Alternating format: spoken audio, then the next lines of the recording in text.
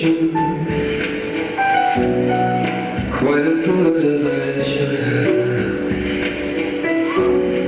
Maybe I didn't love you quite as often as I could have. Little things I should have said and done, I just never took the time. But you're always on my mind. You're always on my mind. Maybe I didn't hold you all those lonely times, and I guess I never told you I am so happy that you're mine. If I made you feel second, girl, I'm sorry I was blind. You're always on my mind. You're always on my mind.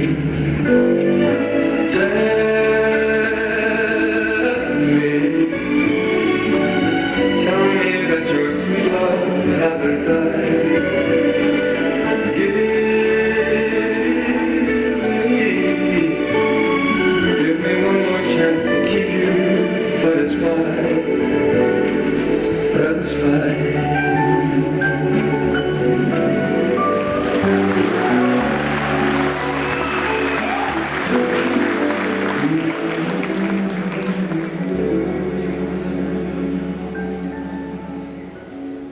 Hello. Okay, good evening everybody. I'm Rajeshwari Vedyanathan and that's my partner, Shannon Benjamin. Sorry, I'm just trying to catch my breath. It's a pleasure to be here amongst all these bright young minds. What you saw right now would have been quite different from the kind of performances that you would have been used to. We're going to come to that later.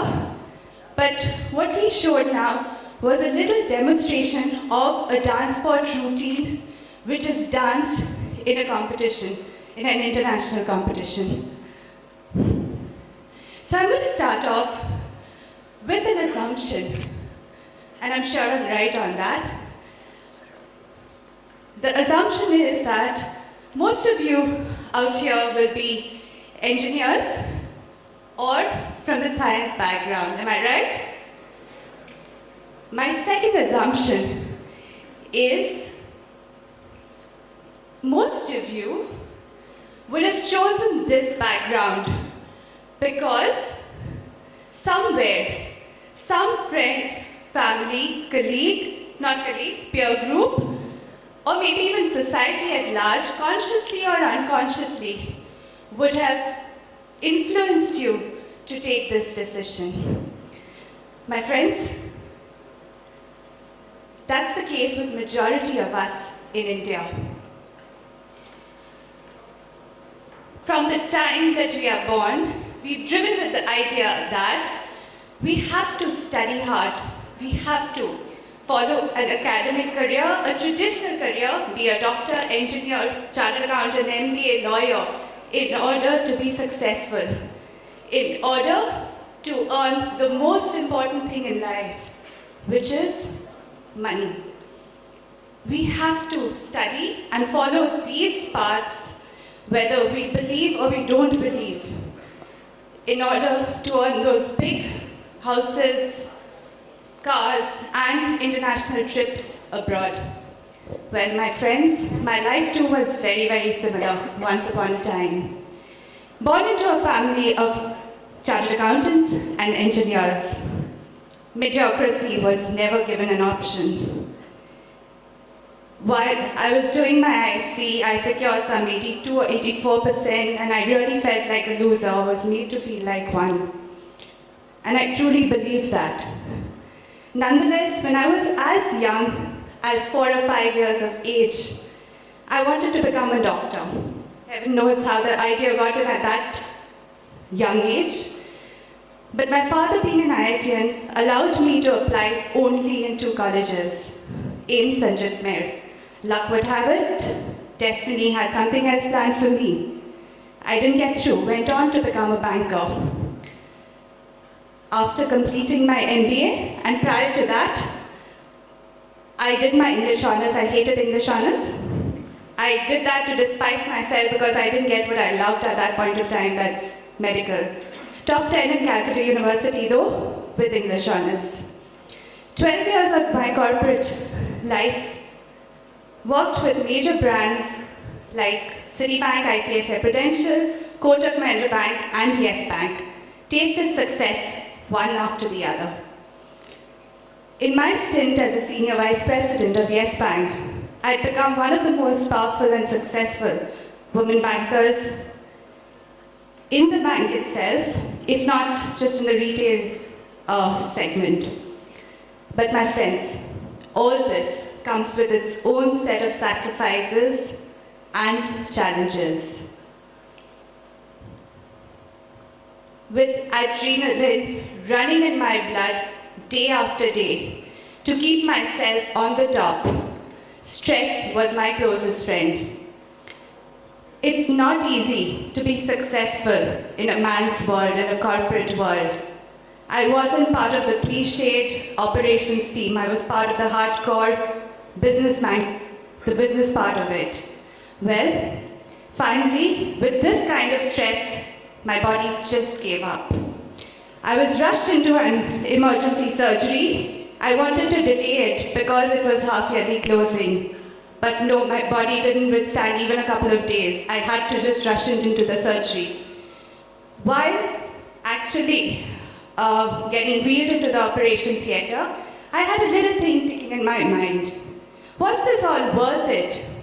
Was this all stress and strain, sacrifices really what I wanted out of life? It was then that I realized that I wanted to now live my life.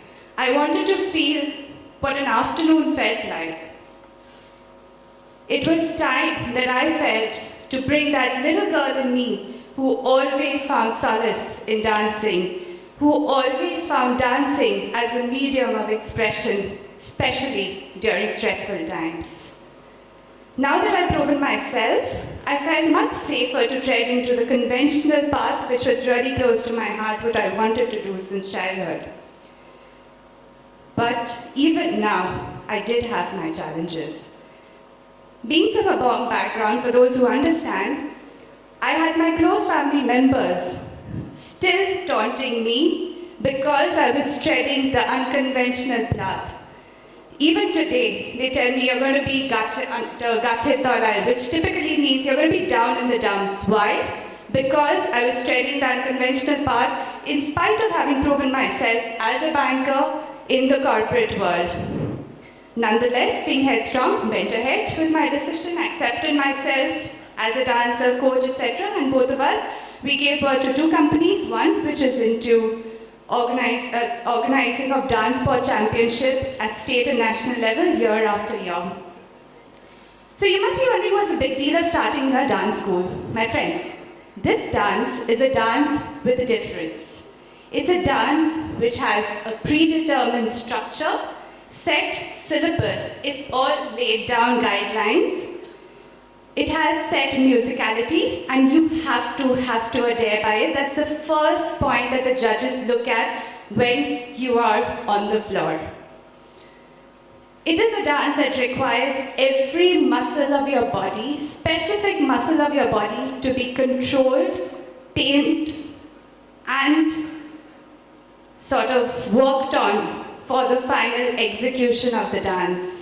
It's not like the other dance forms that we are so used to, like the contemporary hip-hop, etc.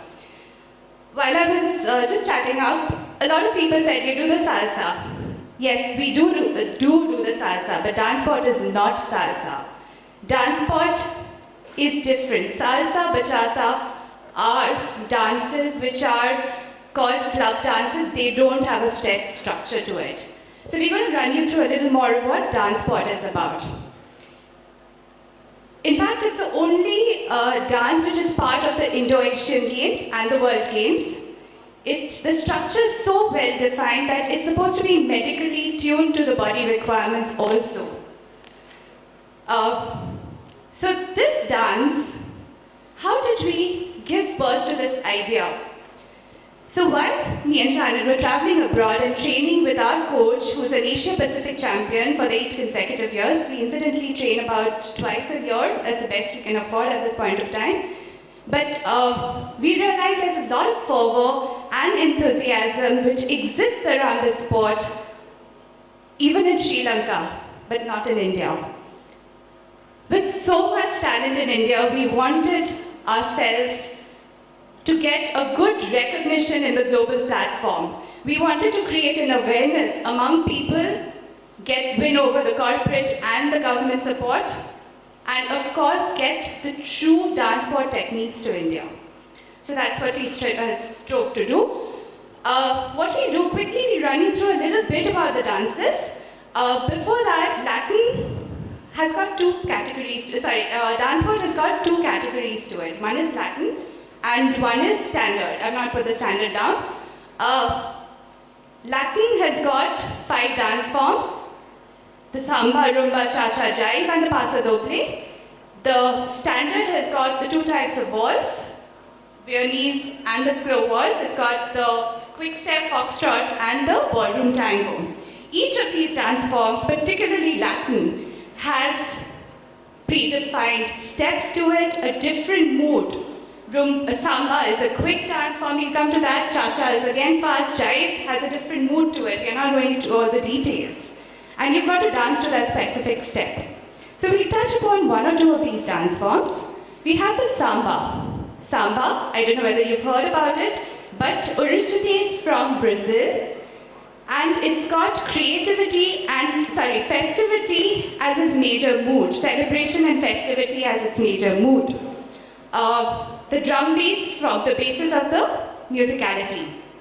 So what I'll do is that I'll introduce a simple samba song, count to it. If you want to join in, you're most welcome. So typically a samba, when you have a beat, there are 8 beats and you count to that. So there'll be 1 or 2, 3 or 4 and so on. Let's try this out. 5, 6, 7, 8. 1, 2, 3, 4, 5, 6, 7, 8. 1 or 2, 3 or 4, 5 or 6, 7, 8. Quick, quick, slow, quick, quick, slow, slow, quick, quick, slow, quick, quick. 1 or 2, 3 or 4. What I just narrated were 3 beats. There are 7 different beats to a samba, and you've got 7 different. You can dance to all these 7 rhythms. Then you have a rumba. Rumba is what we demonstrated. Rumba originates from Cuba and the Latin word rumber, which means to socialize or to party. But rumba is the slowest of the dance forms and the most difficult because of the technicalities involved. It's a dance of love. Every rumba has a story to it. Ours too has a story. If you heard the music, it was always on my mind. He couldn't love her the way he should have, and he didn't take care of her the way he could have. So when in our story, the man and the woman are attracted to each other and they start dancing. But she's disappointed the way she's been treated, and she looks away, turns away. He's quick to bring her back. As she connects slowly and steadily, she remembers all the times she's not been able to live up to the expectation. Men generally don't live up to expectations. You'll get to know once you grow up. So she turns away and pushes him. But as he retracts, girls, again, a typical trait, when the thing goes away, she wants it. So she moves towards him. At this point of time, they are dancing together, but there is a level of disconnect and disharmony because they do not connect. Superficially, they are together. Slowly and steadily, as they dance, they spend longer time because he understands her requirements, though there are occasional moments when she gets upset. Typically, we didn't show the last part of it, as it progresses, he lives up to our expectations, grows into it, and they unite happily. So I'm sure a lot of contemporary and our Indian dance forms, of course, have a story to it also. So what's so different and what makes a dance sport? It's the techniques. Techniques as important as any sport, because dance sport is called an athletic sport. The dancers are not called dancers. They are called dance sport athletes. So a preliminary technique is, it originates from the man's upper body, the muscle. He uses these muscles, requires a lot of training, moves into his hand and my hand, that's the leader and the follower because there's partner work. The connection is formed here. And I also respond with my upper body movement. And that's how the dance progresses. So the muscles used here and the power also comes in from each of the muscles. Typically, I use the side muscles and a part of the back muscles. And of course, the footwork is there. I'm not going to get into those details of dance sport techniques. So there's a lot of depth. Even the handwork which you saw originates from the muscles. I use this to push my hand and pull it back. The hip movement that you see is not in isolation. It's because of my upper body that the hips are moving. So there's a lot of depth and intensity in our dance form. The little dance sport that exists in India, at least a little exists, unfortunately does not have these techniques incorporated. It uses a lot of superficial hand movements where the hands are moving in isolation of the upper body. There's a lot of concentration. If you see what exists today in India, there's a concentration on the hip movement where the upper body has no role to play.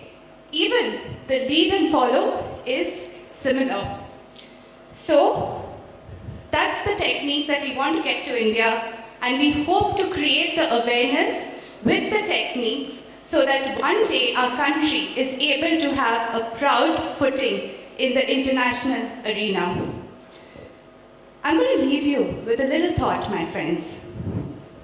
Lying dormant within each one of us is an artistic side, whether it is photography, whether it is music, drama, anything, which is either unattended to or maybe even unrecognized.